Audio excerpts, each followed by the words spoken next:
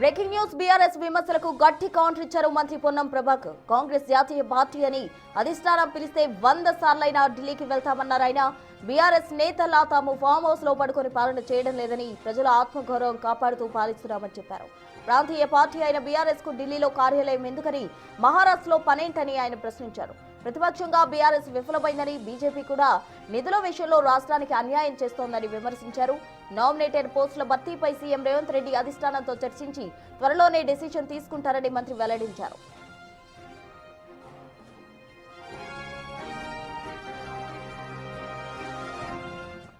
తెలంగాణలో ఉన్నటువంటి ప్రభుత్వానికి సంబంధించిన, పార్టీకి సంబంధించిన, రాబోయే కాలానికి సంబంధించిన, మొన్న జరిగిన సర్పంచ్, స్థానిక మున్సిపల్ ఎన్నికల్లో జరిగినటువంటి అంశాలకు సంబంధించినటువంటి అంశాలను చర్చించేటువంటి హక్కు వ్యవస్థ ఉంది మాది జాతీయ పార్టీగా.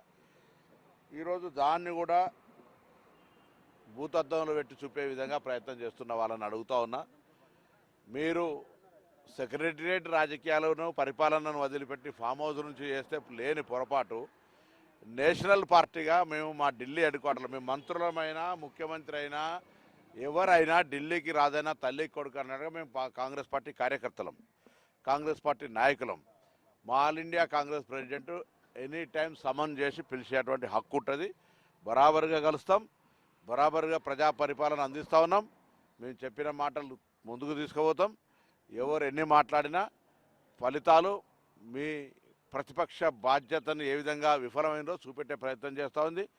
కేంద్రం నుంచి బీజేపీ నిధులు తేవడంలో రాష్ట్రానికి అన్యాయం చేస్తున్న అంశాన్ని తెలంగాణ ప్రజలు గమనించినారు.